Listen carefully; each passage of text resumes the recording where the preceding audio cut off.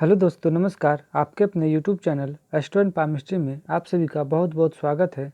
आज हम इस महिला हथेली पर चर्चा करेंगे और जानेंगे इनकी हथेली में क्या शुभ अशुभ योग बने हैं।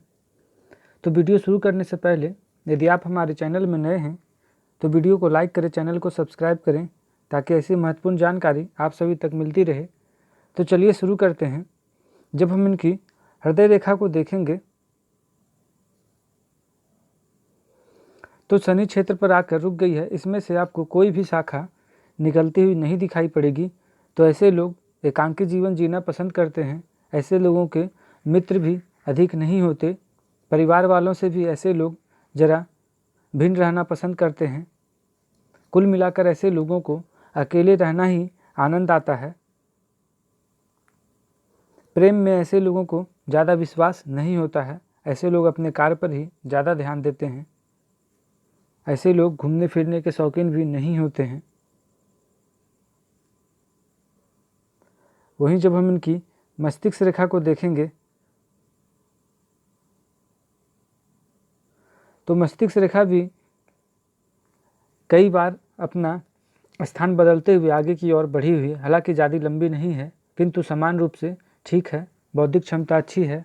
अच्छी बौद्धिक क्षमता को दर्शाती हुई यह मस्तिष्क रेखा आपको दिखाई पड़ेगी। तो मस्तिष्क रेखा में कोई विशेष दोष आपको नहीं दिखाई पड़ेगा। जब हम इनकी आयु रेखा को देखेंगे वो भी लगभग 55वें वर्ष तक ठीक है। उसके बाद जरा दूषित होकर सीधे मणिबंध तक गई है। तो आयु रेखा भी इनकी हथेली में काफ़ी सुंदर अवस्था में आपको दिखाई पड़ेगी। वहीं जब हम इनकी भाग्य रेखा की बात करें तो जीवन रेखा से ही जुड़कर सीधे शनि क्षेत्र तक जाती हुई आपको दिखाई पड़ेगी। इनकी हथेली में भाग्य रेखा काफ़ी सुंदर, इस प्रकार की भाग्य रेखा बेहद ही कम हाथों में होती है। आप जब गौर से देखेंगे आपको ऐसा प्रतीत होगा कि इनकी हथेली में कोई स्केल से कोई लकीर खींची हुई हो। इस प्रकार से इतनी सीधी स्पष्ट रूप से भाग्य रेखा इनकी हथेली में आपको दिखाई पड़ेगी। कई हथेली में आपको भाग्य रेखा तो अवश्य दिखाई पड़ेगी किंतु स्थान बदल बदल कर आपको दिखाई पड़ेगी। इस प्रकार से बीच बीच में अपना स्थान बदलती हुई आपको दिखाई पड़ेगी किंतु इनकी हथेली में बिल्कुल स्पष्ट रूप से सीधे एकदम शनि पर्वत तक जाती हुई आपको दिखाई पड़ेगी। या यूं कहें हम कि हथेली के मूल तक जाती हुई आपको दिखाई पड़ेगी। तो भाग्य रेखा इनकी हथेली में काफ़ी उत्तम अवस्था में, काफ़ी सुंदर अवस्था में। तो ऐसे लोग निश्चित ही भाग्यवान होते हैं। भाग्य रेखा जीवन रेखा से प्रारंभ होती हुई दिखाई पड़ रही है। तो ऐसे लोगों का बचपन निश्चित ही अभाव में बीतता है किंतु यह भाग्य रेखा लगभग 24वें वर्ष के बाद उद्गमित होते हुए आगे बढ़ती हुई दिखाई पड़ रही है। तो ऐसा हम मान सकते हैं कि 24वें वर्ष के बाद इन्हें सफलता अवश्य मिली है, भाग्य वृद्धि हुई है, उन्नति हुई है इनके जीवन में और आज ये बिल्कुल एक सफल स्थिति में हैं, एक उच्च मुकाम पाए हुए हैं अपने जीवन में। जब हम इनकी सूर्य रेखा को देखेंगे उतनी लंबी तो नहीं, इस प्रकार से सूर्य पर्वत पर आपको एक छोटी सी मत्स्य की भी आकृति बनती हुई दिखाई पड़ेगी इस स्थान पर। हालांकि वर्तमान में इसका परिणाम इन्हें अभी नहीं मिलेगा क्योंकि यह बिल्कुल अभी अस्पष्ट रूप से है। जब यह पूर्णतः स्पष्ट रूप से दिखने लगेगी तो निश्चित ही इसका परिणाम भी इन्हें अवश्य मिलेगा।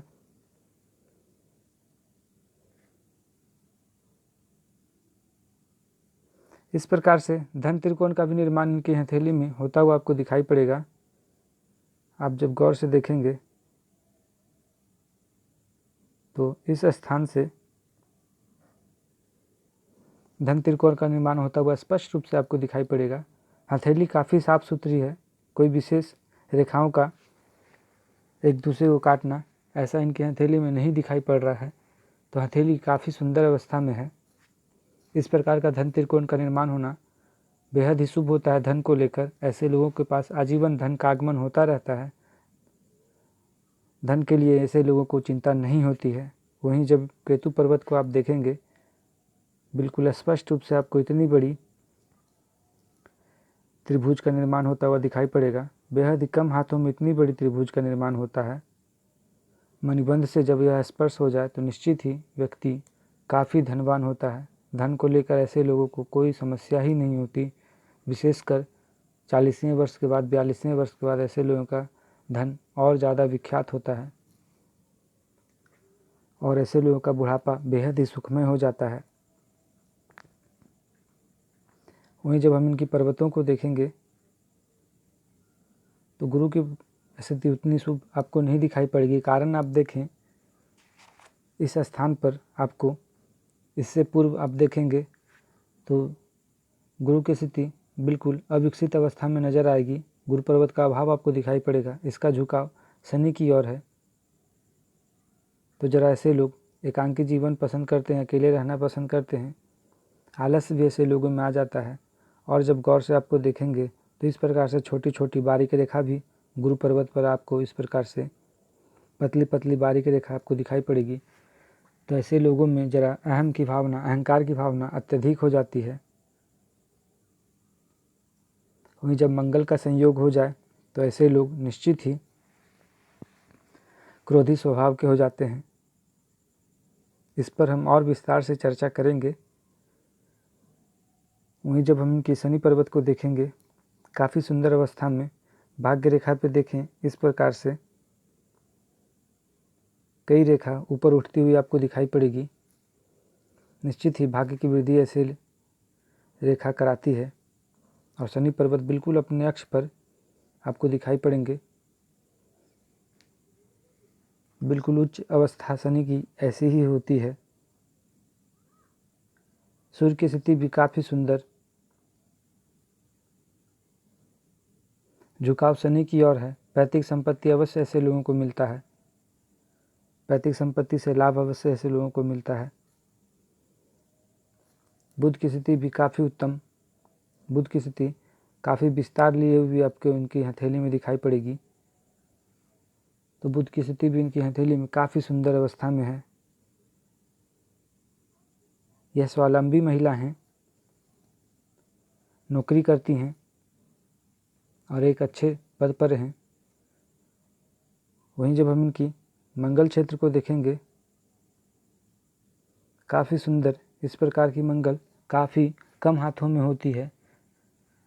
हालांकि महिलाओं की हथेली में इतनी सुंदर मंगल यह कभी कभी दाम्पत्य जीवन में अवश्य परेशानी लाती है। इनकी हथेली में भी यही कारण है, किंतु यह केवल मंगल के कारण नहीं हो रहा है। गुरु भी इनके भी बराबर के हकदार हैं। इस पर भी हम चर्चा करेंगे भी, किंतु उससे पहले शुक्र की स्थिति को हम जब देखेंगे तो शुक्र की स्थिति काफ़ी सुंदर आपको दिखाई पड़ेगी। किंतु जब गौर से आप देखेंगे इस स्थान पर आपको काले काले धब्बे दिखाई पड़ेंगे। तो जरा दाम्पत्य जीवन निश्चित ही खराब करता है इस प्रकार का काला धब्बा। वहीं इस पर आपको कोई भी इस प्रकार से ऐश्वर्य सुख नहीं दिखाई पड़ेगी। तो ऐश्वर्य सुख का जरा अभाव अवश्य रहेगा। यव चिन्ह भी अंगूठे पर स्पष्ट रूप से बनता हुआ आपको नहीं दिखाई पड़ेगा, दोषपूर्ण है। तो भौतिक सुख सुविधा अवश्य ऐसे लोगों को जरा कम होती है। कम होने का कारण इनका सारा गुरु पर्वत ही है।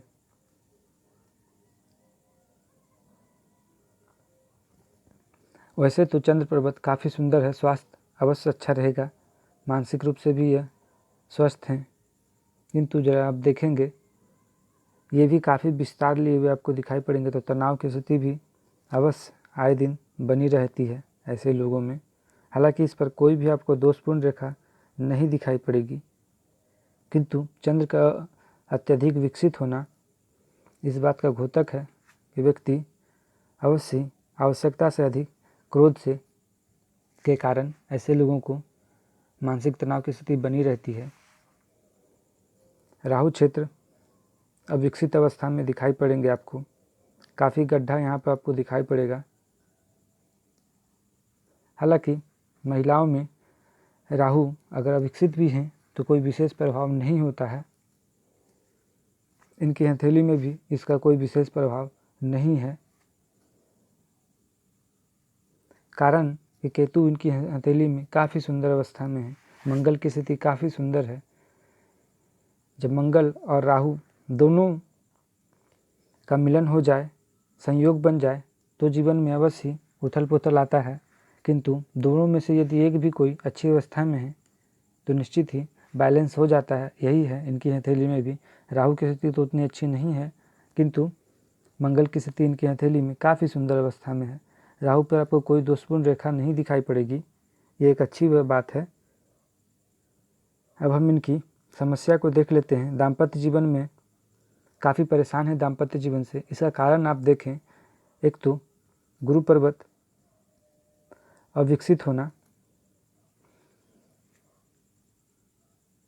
जीवन के पूर्वार्ध में गुरु अविकसित हैं, यही कारण है दाम्पत्य जीवन में तनाव होना, सुख पर इस प्रकार से काले धब्बे का होना। तीसरी सबसे बड़ी कारण आपको मैं दिखाता हूँ। आप जब देखेंगे गुरु की उंगली को, यह अनामिका से भी काफ़ी लंबी आपको दिखाई पड़ेगी। आप जब देखें इस प्रकार से, यह अनामिका से भी काफ़ी लंबी आपको दिखाई पड़ेगी। मैं यहाँ पर ड्रॉ नहीं कर पा रहा हूँ, किंतु आप देखें जब इस प्रकार की तर्जनी की उंगली अनामिका से भी बड़ी हो तो लोगों में शासन करने की एक कला आ जाती है। ऐसे लोग शासन में निपुण होते हैं। ज़्यादातर ऐसे लोग अपने घर में बड़े होते हैं, अर्थात भाई बहनों में ऐसे लोग बड़े होते हैं। यही कारण है कि यह बचपन से लीडरशिप करना पसंद करते हैं। ऐसे लोग जहाँ भी रहते हैं, अपने दोस्तों के साथ, सहकर्मियों के साथ, यह हर जगह अपना लीडरशिप ही दिखाना पसंद करते हैं। जरा अभिमानी भी हो जाते हैं। गुरु की उंगली यदि बड़ी हो तो अभिमान भी ऐसे लोगों में अत्यधिक होता है। उच्च पद के प्रति लालायित रहते हैं। किसी भी कर गुजरने में, कोई भी कार्य करने से पीछे नहीं हटते। यदि इन्हें मिले जाए, अगर इन्हें यह ज्ञात हो कि इस कार्य से मुझे उच्च पद की प्राप्ति हो जाएगी, निश्चित ही वह इसे करने में कोई भी संयोग नहीं करेंगे, कोई संकोच नहीं करेंगे, चाहे वह कार्य अनैतिक ही क्यों ना हो। गुरु की स्थिति ऐसे लोगों में जरा अभिमान अत्यधिक भर देता है। यही कारण है दाम्पत्य जीवन में भी इनका तनाव का कारण भी यही है। साथ में मंगल का इतना उच्च होना, तो जरा ऐसे लोगों को लगता है कि जब मैं गलत नहीं हूँ तो मैं क्यों क्षमा मांगूँ, क्यों मैं उनके साथ झुकूँ उनके आगे। इस प्रकार की वहम आ जाती है मन में, अहम की भावना ऐसे लोगों में जरा आ जाती है। यही कारण है दाम्पत्य जीवन ऐसे लोगों का जरा तनावपूर्ण हो जाता है। कुल मिलाकर समझौता करने से ऐसे लोग जरा हिचकिचाते हैं। इसका कारण आपको अंगूठे पर भी दिखेगा। अंगूठा का झुकाव भी आपको पीछे की ओर नहीं दिखाई पड़ेगा, अपने ही अक्ष पर अंगूठा आपको दिखाई पड़ेगा। तो जरा ऐसे लोग समझौता से बचते हैं, अपने ही नीति के रहते हैं। वहीं जब बुध को आप देखेंगे, बुध की उंगली भी भिन्न है, तो कुछ भी हो जाए व्यक्ति अपना ही मन का करना वाला, अपना नीति के सामने किसी को नहीं मानता है। ऐसे लोग अपने मन की ही करेंगे, अपने ही नियम के पक्के हैं। उंगलियों की बात करें, सभी उंगलियां आपको अपने अक्ष पर दिखाई पड़ेंगे। गुरु भी अपने ही अक्ष पर आपको दिखाई पड़ेंगे, शनि भी। हाँ, सूर्य की उंगली अवश्य शनि की ओर है, तो पैतृक धन अवश्य ऐसे लोगों को मिल जाता है। बुध की उंगली भिन्न है, पूर्व में भी मैंने बताया, ऐसे लोग अपने मन के करने वाले, अपने नीति के पक्के। इन तीनों का उद्गम स्थान लगभग समान। वहीं बुध की उंगली भिन्न, तो ऐसे लोगों के अधीनस्थ कई लोग कार्य करते हैं। ऐसे लोगों में लीडरशिप, नेतृत्व करने की क्षमता बहुत अद्भुत होती है। इसका चर्चा मैंने पूर्व में भी कर दिया है। तो कुल मिलाकर ये था इनकी हथेली का विश्लेषण।